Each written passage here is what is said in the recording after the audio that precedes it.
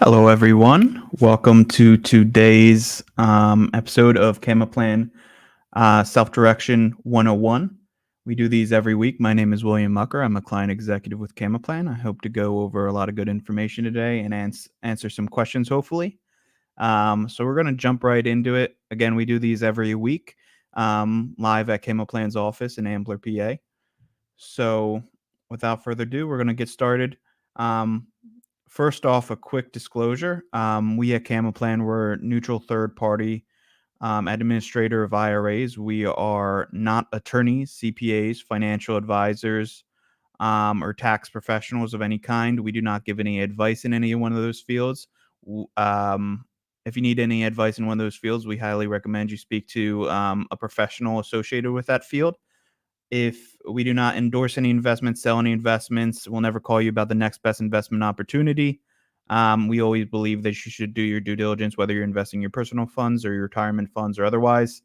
Um, and yeah, we'll get started and get into the good information we have for you today. So things we're going to go over today are the basics of self-direction. What does self-directed mean? Different types of accounts that can be self-directed, how the process works, what you can invest in, what you can invest in with a self-directed IRA, and some minor tax considerations and resources at the very end. So first off, what is a self-directed IRA? You may go to one of the big brokerage houses and they may say, you have a self-directed IRA with us. But when they say that, they actually mean you can direct your investments into anything off of this list. With a truly self-directed IRA like the ones offered at Camaplan, there is no list. You find the investment that is right for you, and we'll help you facilitate the transaction into that investment. Ultimately, self-directed is just an adjective put in front of different types of IRAs to basically say that you're able to make these alternative investments and you don't have to make your traditional investments through these retirement accounts. This is a quote from one of our clients that echoes that thought: investing in what you know, understand, and can control versus using hope as your strategy. A lot of people think that they have to have their funds tied to the casino of Wall Street, but in reality, that's not the case, and you can diversify your retirement portfolio even more with a tool like self-direction. Like I said in the explanation of self-direction, self-directed is just an adjective. But in reality, the types of accounts that can be self-directed and the ones that we offer at Camaplan are on this slide. So overall, you have two buckets. You have your tax-deferred bucket and your tax-free bucket. What that means is in the tax-deferred bucket, the contributions that you make on the front end, they're not tax deductible or tax-free. However, years down they're not tax deductible and you won't pay any taxes on them. And then years down the line, those contributions and whatever they earned while within the IRA, when you take them out of the account, you're going to pay the taxes on that amount based off your current tax bracket.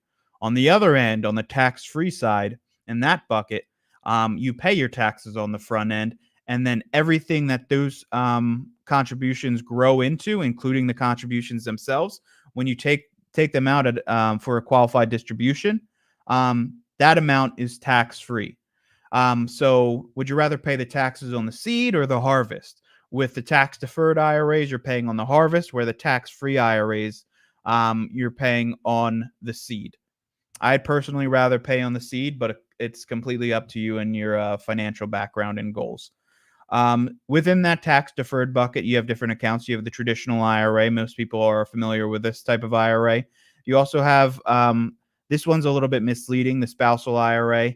That could also be a Roth IRA. That's another adjective people use similar to self-directed. It just means it could be a traditional or Roth IRA or something along the likes of that, where you have a non-working spouse and a working spouse. Then the working spouse can contribute on behalf of the non-working spouse.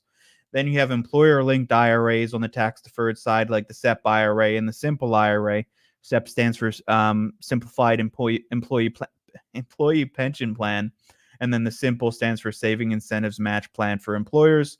Then you have your defined benefit plans and your defined contribution plans, your pensions, your 401ks, 403bs, thrift savings plans, And those like on the other bucket, on the tax-free bucket, you have the Roth IRA. You have the health savings account, which is the only account of its type where the contributions are tax deferred.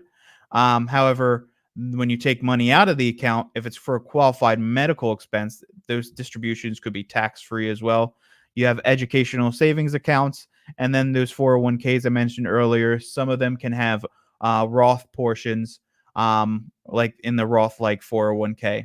If you take anything from this slide, all of these accounts can do the same things, make the same investments, except there are some minutia about contributions and distributions that we could go over in more depth on another date, or if you want to talk it over, call our office. Some minor differences between the 401k and IRAs. 401ks can invest into life insurance where you're not able to out of an IRA. Self-employment is required for solo 401ks. Personal loans are only available out of 401ks. It's the only retirement accounts you can do so. However, it has to be $50,000 or 50% of the account balance, whichever of those two amounts is less. And then the last main difference is the UDFI rules do not apply to 401ks when certain requirements are met, where they will always apply to self-directed IRAs or IRAs in general. UDFI stands for unrelated debt finance income. That's a tax that we'll talk about towards the end of the presentation. It's not very common, but we will touch on it. Here we have $100,000 earned through different avenues of investing. What do you get to keep? So the first avenue, you have your W-2 salary. You earn $100,000 at your 9 to 5. You're paying federal, state, local. You and your employer are paying Social Security and Medicare taxes. In this scenario, you're in about a 40% tax bracket. However, depending on obviously the state and your locality, that may vary. But in this scenario, you earn $100,000 and 40% or $40,000 of that is going to Uncle Sam to help him keep the lights on. So you're only walking away with about $60,000. Right below that, you have your passive income that you earn. In the same bracket, you're paying a little bit less because you and your employer, you're not paying the Social Security and Medicare taxes. So that $40,000 turns to $25,000 in tax, and you're walking away with $75,000. The most important avenues of investing, and that's what we're going to be talking about today, are the tax-deferred and tax-free accounts. At the bottom that you see both earned $100,000 and get to keep $100,000. However, there is an asterisk next to that tax deferred section because, like we said earlier, when you take those funds out of the account, you're going to pay the taxes on that $100,000 based off your current tax bracket of the time you take that distribution. Where in the Roth IRA or those other tax-free accounts, when you take it out of the account, that's $100,000 you get to keep for a qualified distribution. This next slide we're going to go over is similar. It touches on a similar note.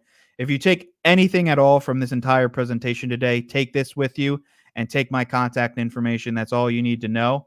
And the most important things you can walk away with today. So this is $50,000 in 3 different avenues of investing over 40 years at a 10% rate of return in a 30% tax bracket. And the blue column is your taxable income. The light green column is your tax deferred income, and the dark green column is tax free. Over the 40 years, you can see that the taxable income only earns $700,000 because you're paying taxes all the way. It's not compounding as well as the other two accounts or avenues of investing. However, it's important to note that both the light green and the dark green bars, that tax deferred and tax free, those tax free accounts, both earn $2.2 million. However, when you took that $2.2 million out of that tax deferred account, you had to pay taxes, which amounted to about $700,000 in this scenario, where when you took the $2.2 million out of the Roth or the tax free accounts, that's $2.2 million in your pocket. So this is the most important thing you can walk away with from this presentation by far, and my contact information. Here, I would say every day, multiple times a day, calls we get is to talk about what investments people want to do, asking what types of investments can I make. So investments that are made out of Cayman Plan every day are real estate, private lending, private placements, precious metals, and there are other there because you're not limited to those asset classes. We have people invest into tax liens. We have people invest into cryptocurrencies. We have people invest into. I've seen people invest buy bees and sell honey. I've seen people invest into livestock. I've seen people buy sheep, sell their wool. As long as you can get pretty creative with self-directed IRAs as long as you follow IRS rules. And we're going to go over each one of these asset classes a little bit more, and then we're going to talk about some of those rules that I just mentioned after that. So first off, very popular at Cayman Plan is real estate. So when we're talking about real estate in this scenario, it's not necessarily just lending on real estate or investing in companies dealing with real estate. This is more so actually purchasing property with the self-directed IRA. And that property could be residential, it could be single family, multifamily, it could be commercial, it could be undeveloped plots of lands. You can get financing for that for the property that you're purchasing out of the IRA. There are certain rules about that we'll talk about in a little bit. And then you don't only have to invest into domestic property as well. You also can invest into foreign properties, and we do have people at Cayman Plan that do that. However, if you're investing into foreign properties, we recommend you be familiar with that country's real estate laws, as well as they have to recognize the US LLC or the IRA as an investing entity. The process is pretty simple. It works almost identically to how it would work if you're doing the investment out of another entity. However, the purchaser on that property is not you. It's not you personally. So if I went to purchase purchase a property with my IRA, it wouldn't be William Mucker purchasing that property. It would be my IRA, which is a separate entity from myself, similar to a trust, and they would look along the lines of Cayman Plan, FBO, which stands for benefit of William Mucker's IRA or Roth IRA, whatever type of account I was going into that deal with. And that you can keep that notion across pretty much all of these investments that we're going to talk about a little bit further. So another thing we mentioned earlier is private lending. So we like to say you can turn your IRA into a mini bank. You can identify a borrower, come to terms on that note. It could be unsecured notes for whatever reason that may be. I'd rather have my notes secured, and you can secure it via a mortgage if you'd like. These could be trust deeds. These could be leases. These could be convertible notes where the terms convert into equity in a company at a certain trigger point.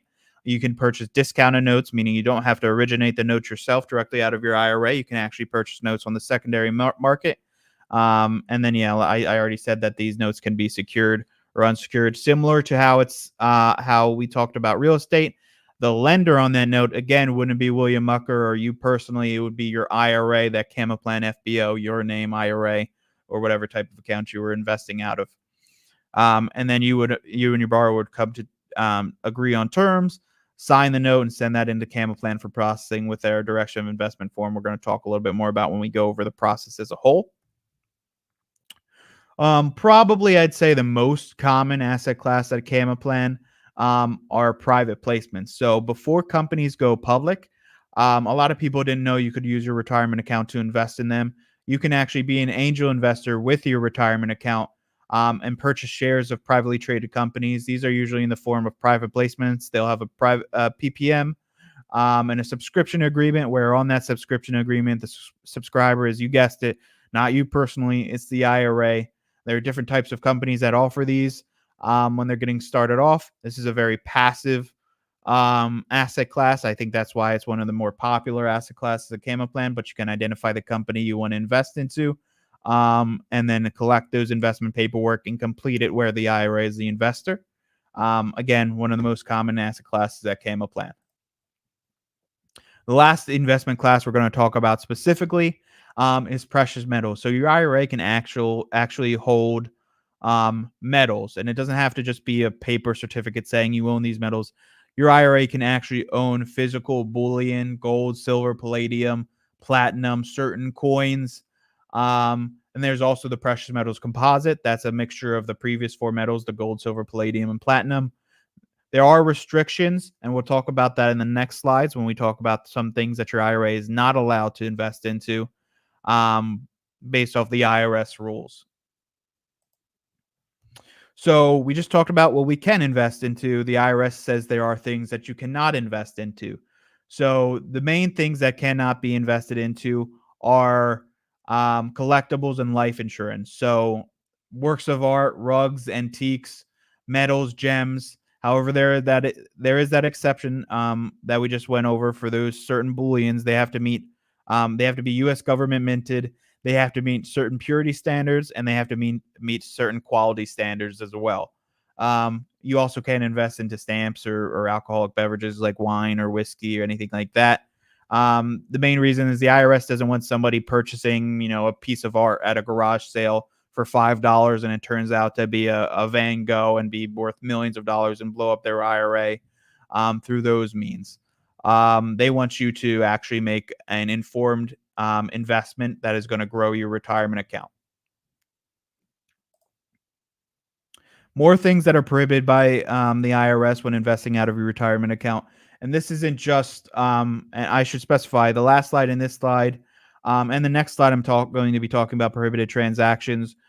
There are any IRA. That's not just self-directed IRAs. Like I said, self-directed is just an adjective. All of the same rules apply to the self-directed IRAs that are offered at Cayman Plan to any other IRA that you may work with.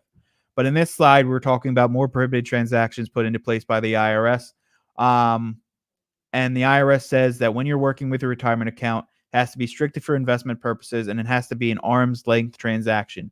So there's no self-dealing and there's no personal use. So if you go out there and your IRA purchases a property, you as the account holder and a number of disqualified persons to you in the IRA that we're going to be talking about in the next slide cannot receive a direct benefit from the IRA and its investments, nor can you provide a direct benefit to the IRA and its investments. Through the scope of let's use real estate as an example. So you can't stay in that property. You can pick the color of the paint you want the walls painted, but you can't go in there and paint the walls yourself. The IRS wants you to pay a non-disqualified person to do that work on the IRA's property.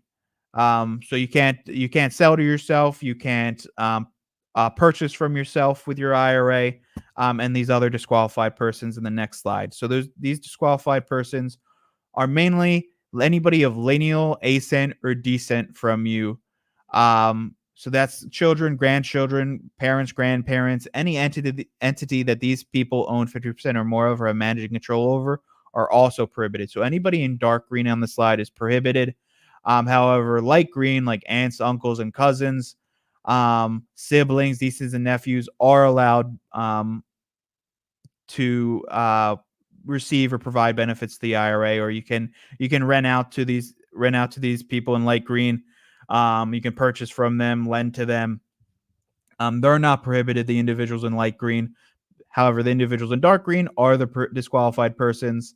There are more disqualified persons than the ones listed here, including fiduciaries of the plan and other ones that we have listed on our website. That you can reference. Again, the IRS says that the investments out of your retirement account have to be strictly for investment purposes and an arm's length transaction. All right, so we're going to go over the process. We touched on it a little bit with some of the asset classes, but we're going to go from the date you open the account to the date you actually make the investment. A lot of these steps are behind the scenes. In reality, all you need to know is the first step is to open the account at Cayman Plan. It takes about 15 minutes. You're opening up an account similar to the account you're funding it from. Then the next step is to fund the account. It's either going to be a contribution like you would with any other IRA from your personal funds based off the contribution limits. You can transfer from another existing IRA, or you can roll over from an employer plan. On average, that timeline takes about 2 weeks because we're not in control of that timeline. It's more so the other custodian that the funds are coming from. Next, you identify the investment, the real estate you want to purchase, the loan you want to make to the borrower you want to make that loan to, the company you want to invest into. Then you'll submit the supporting documents for that investment into Cayman Plan, where it shows the IRA as the investor, and then we have a form that's our direction of investment form. It's called our asset purchase directive. It tells us what you're investing in, how much you're investing, how you'd like it sent, and where we're sending it, and gives us your permission to send those funds to that investment provider. We'll process that transaction within 2 business days of receiving paperwork in good order. We'll sign on behalf of the IRA as third-party administrator and release the funds to that investment provider based off the instructions on that asset purchase directive. Then all of the income from that investment will go back into your IRA, similar to if you were earning dividends from a stock that you purchased with your traditional IRA, or your more standard IRA, your non-self-directed IRA, should I say. But I tell people to expect from the date you open the account, from the date that you make your first investments, on average about 3 weeks. It could be a lot quicker than that. We'll hold your hand throughout the process. Call our office, ask for me, ask for another one of my coworkers. We'll guide you through this process. You don't have to be the experts on this process. Again, we'll tell you what needs to be done. We're just not going to give you any advice on the investment that you're going to make, like I said in the beginning.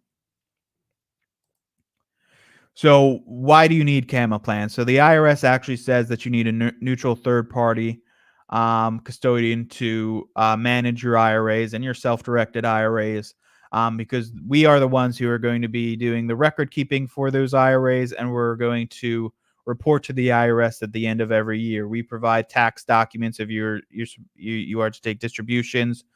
We don't give any advice, like I just said. We don't sell any products. We're a part of your core team professionals. So if you do need advice, bring in your CPAs, bring in your tax professionals, bring in your attorneys, bring in your financial advisors, do your due diligence on us. And we'd like to structure the process where you and all of your professionals in your huddle are confident and comfortable with the process of self-direction. These are some frequently asked questions. I won't go over these today because we went over a lot of these in the beginning of the presentation. So we're going to jump into quickly to wrap up some tax considerations and resources. These are not very common, but we will touch on them just so you're familiar with them. Take them with your tax professional and see what they have to say about them.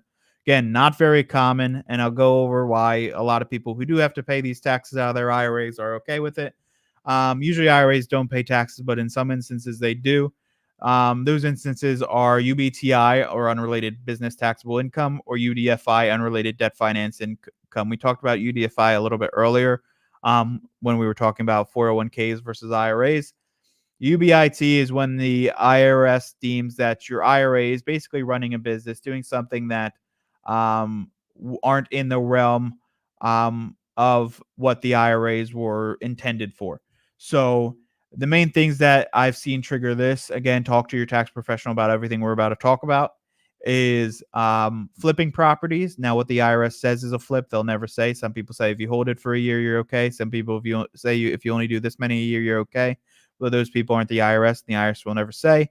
The IRS may look at your flipping as those properties being inventory into the IRA and inventory out, and they'll say you're running a flipping business, and you have to talk, and you have to go to your tax professional, and they would deem if those taxes are necessary and how much you need to pay. Another thing that may trigger this, amongst others, is developing on undeveloped land. So if you purchase a plot of land, doesn't have anything on it, you decide that you want to build on it with your IRA, then the IRS may say you're running a development company, and then you may be due these taxes.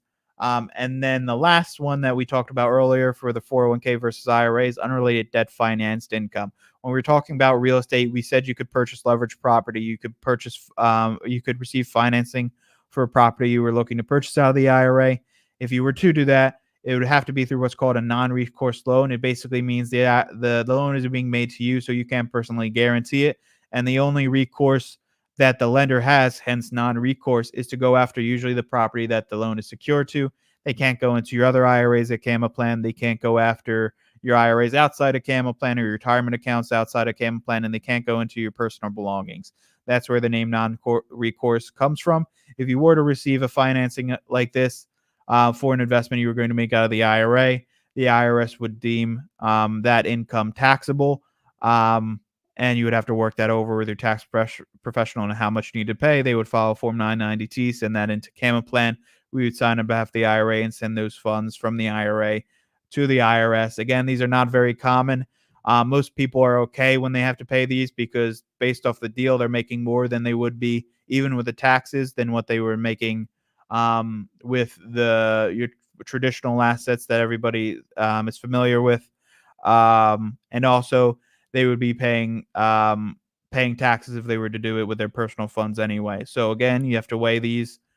If you come across them, again, not very common, but it is something we like to bring to people's attention just to help bridge that gap of education when it comes to these self-directed investments. Here is everything we just talked about, basically. You can see that Form 990T we just talked about. These are different court cases, IRS regulations, private letter rulings, things along the lines of that. If you have trouble sleeping at night, I like to tell people to print these out and keep them by your bedside. But again, we didn't pull this information out of thin air, and this is where we got all this information from. I appreciate anybody who attended this presentation. If you, like I said, the most important thing you can bring from this presentation is that slide showing the difference of the earnings within the different avenues of investing, and then this. You don't have to be an expert on this information. Keep my contact information with you if you have any questions. You want to talk about anything in specific. Talk about anything we spoke about in this presentation today. We'll walk you through the process. You don't have to be an expert. Feel free to reach out to us at any time. We're always happy to help, be a part of the process. And I want to thank you one last time for anybody who attended. And if you have any questions, don't hesitate to contact us. I hope everybody has a great rest of their day. And I hope to hear from you guys soon. Take care.